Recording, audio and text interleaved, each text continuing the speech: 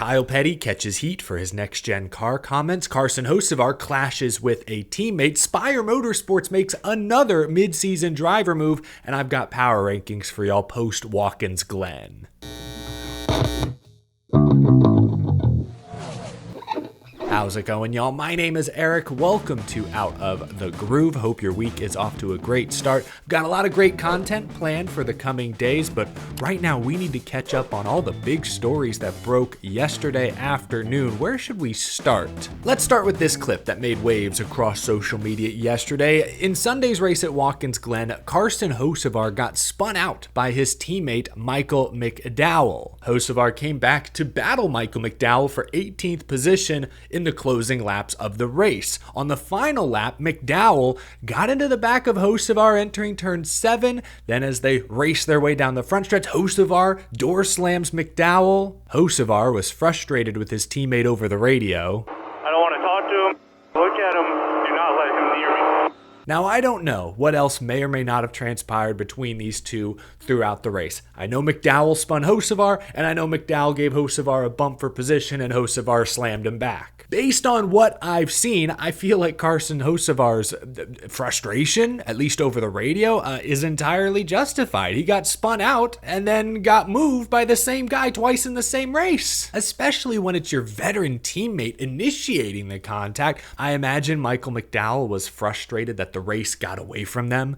Entered this race weekend with such high expectations. Great road racer, needs to win to make the playoffs. Qualified great, but they had a bad pit stop early, and the rest of the day unraveled from there. So maybe expressing some disappointment, taking out his frustrations on Carson Hocevar's back bumper there on the final lap. I think this is a whole lot of nothing. I think Hocevar obviously needs to keep his emotions in check. While he was wronged in this moment, he's wronged a lot of other people as well. If you're going to dish it out, you need to take it gracefully. Maybe I could have worded that a little bit differently, but you know what I mean. Anyway, my reaction, that's something that can easily be sorted out at the race shop during the week. Speaking of the Spire Motorsports race shop, they made headlines yesterday with yet another mid-season driver move. Truck Series rookie Andres Perez de Lara was released by Spire Motorsports yesterday morning. The 20-year-old driver from Mexico City, Mexico, sits 17th in the regular season points with only 2 top 10 finishes this year. Spire also confirmed that they are downsizing from 4 full-time trucks to 3. The 07 truck is going away, but its owner's points, its 10th in the owner's points, are now being transferred to the 77, which will now be raced by Corey LaJoie the remainder of the year. And that truck will be in the owner's points because the 07 won, I think, at Homestead earlier this year with Kyle Larson. So Corey LaJoie will have something to race for over the next few months. Spire Motorsports downsizing and Andres Perez de Lara being the odd man out has been rumored for a few weeks now. The timing is unfortunate considering I thought Perez ran a pretty good race at Watkins Glen, at least at the start. He qualified well, actually set the fastest lap before finishing 21st. It's hard to say how good Andres Perez de Lara is. He ran a couple full-time ARCA seasons for Rev Racing, didn't win a race, but was extremely consistent. Those cars are good, but they are not the class of the ARCA Menard Series field. They're not at the level of Joe Gibbs Racing or Venturini most weeks or Pinnacle Racing Group. So I feel like, looking at the numbers at least, Perez did enough in ARCA the past 2 years to justify him getting a solid Truck Series opportunity. Unfortunately, this year just has not gone very well, and some of that is on Spire. Spire Motorsports is not the team to beat this year. The 7 truck is 5th in the owner's points. The 07, we just mentioned, that's now being retired,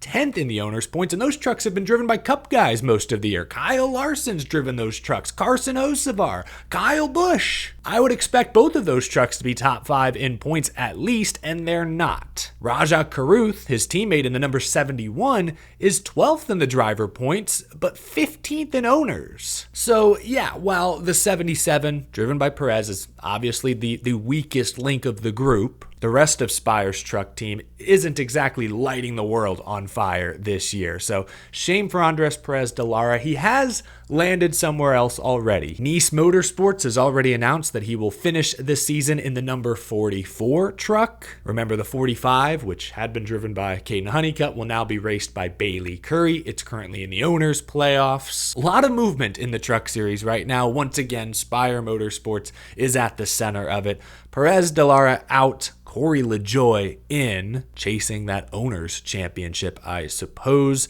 Andres Perez lands at Nice Motorsports. Good luck to him the rest of this season. The NASCAR Cup Series is kind of in a rut. I'm not as doom and gloom as some other podcasts and other shows have been this week, but I talked about it after Iowa. Been a lot of fuel mileage races where track position means everything. And then Watkins Glen, I talked about how there was little to no passing throughout the field early in that race on equal tires. It wasn't until everyone was on different tire strategies that you finally saw some movement. That is not acceptable. Yes, tire differential should lead to more passing, but that shouldn't mean it's impossible to pass someone on equal tires. Even Shane Van Gisbergen in stage 1 complained he was too tight behind Ryan Blaney. Give SVG a tire advantage and he's passing guys left and right because he's really good, and tires do mean something. Shout out to Goodyear. But my point is that the next gen car is not putting on consistently great racing, or at least not the kind of stock car racing fans have come to expect over the last several decades. Everybody has an opinion, and that includes Kyle Petty, who appeared on the Performance Racing Network yesterday. PRN shared this clip on social media that generated quite the social media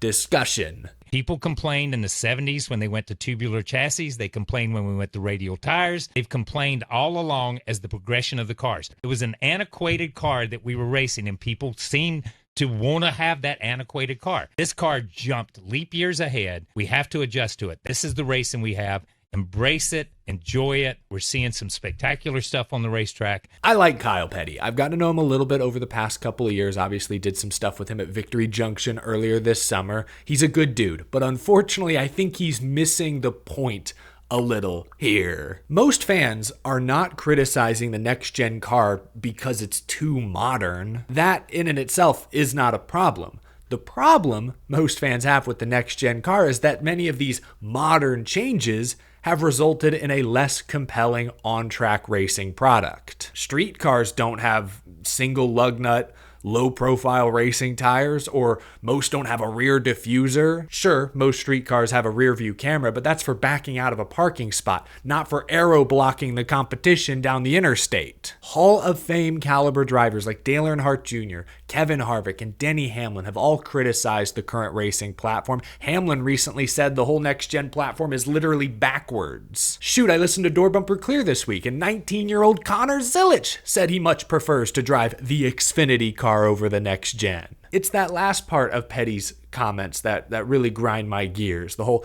this is what we have, so enjoy it. It's like, no, this is a free country, a free market. I don't have to buy what you're selling me if you're selling me garbage. We need to keep criticizing the next gen car, putting pressure on NASCAR and the teams and the manufacturers to make changes. Because making changes to this car, if nothing else, will at least keep the race teams on their toes. Cup teams now have so much data and analytics, they can optimize the next gen car, optimize their setups, changing the aero or the tire compounds or the horsepower, adding variables into the equation will hopefully result in more passing, more action. That's what the Cup Series needs right now to freshen up the on-track product. So no, fans shouldn't be told to just sit back and enjoy what they're being fed. I think it's important that we have productive conversations about what is realistic. Like, no, they're not scrapping the next gen car overnight. That's not going to happen. But that's not to say other changes can't be made. And I'll give Kyle Petty this. He did this morning tweet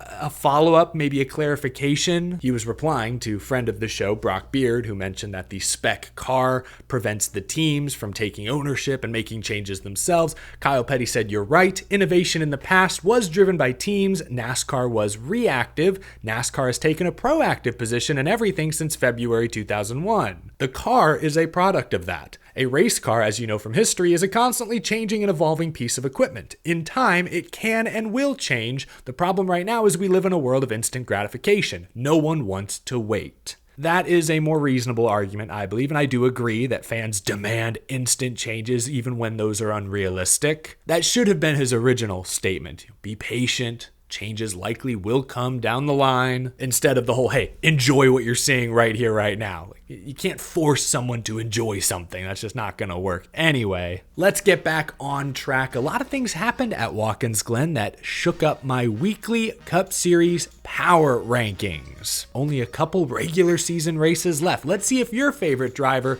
cracked my list of the top 10 best all-around teams in the Cup Series right now.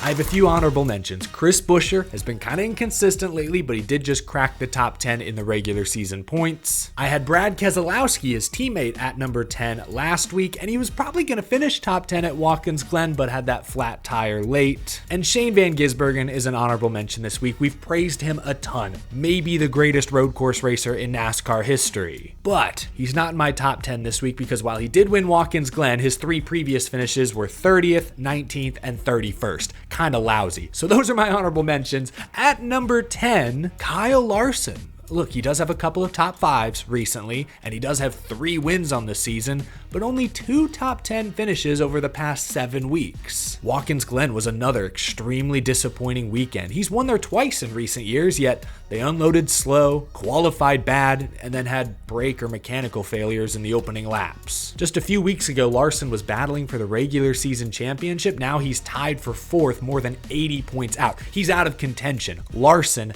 at 10. Back in my top 10 this week is Christopher Bell at 9, finished 2nd at the Glen. He has 3 top 10s the past 5 weeks, 3 wins on the season, tied for the 2nd most. He's made a lot of mistakes lately, a few notable incidents, accidents, spins, crashes, but that late charge at Watkins Glen to beat everyone but SVG, I think was a statement that, hey, this team, led by Adam Stevens, is a championship contending team. Don't let them get hot these final 10 plus races. At number 8, Tyler Reddick. Wasn't flashy, but he comes home with a solid 9th place finish at Watkins Glen. While it's been over a month since Reddick last led a single lap, he does have a really solid 11.7 average finish in the last 7 races, so he's been fine this summer, just not flashy. I'll keep using that word. That's the best way to describe Reddick this year.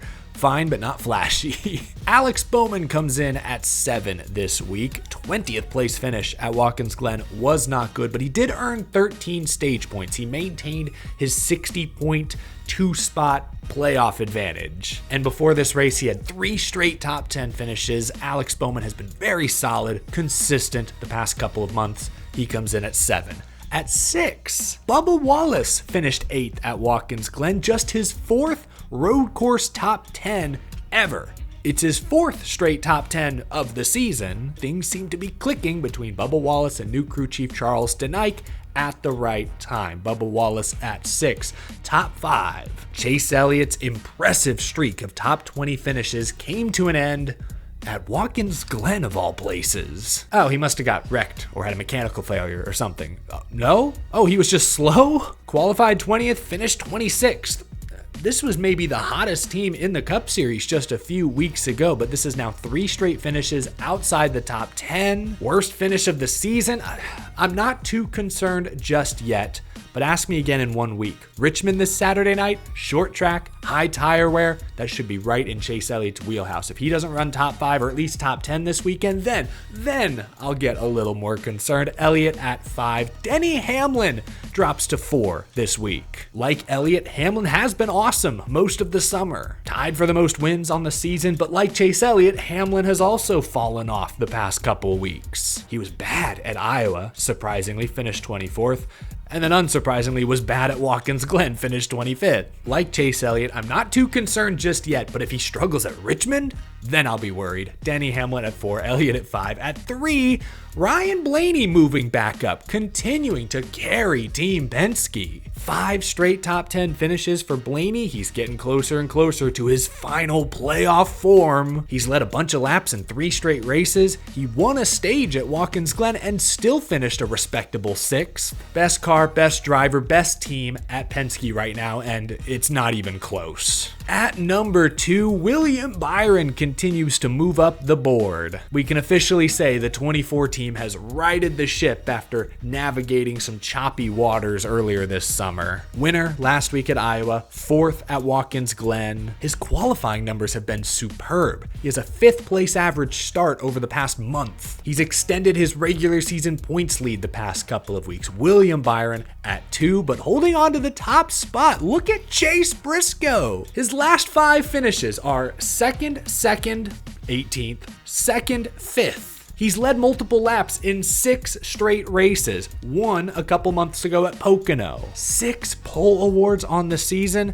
I'm not sure this team is ready to make a championship 4 run in their first year together, but some people will pick them to make the championship 4, and I would have a hard time arguing against that pick. I like what I'm seeing from Chase Briscoe and James Small this summer. Briscoe at 1. Let me know down in the comments below if you agree or disagree with my top 10. Richmond Raceway on deck, sure to shake things up a bit. Remember, folks, that's a Saturday night race this week on USA Network, so don't forget, mark your calendars, check your schedules.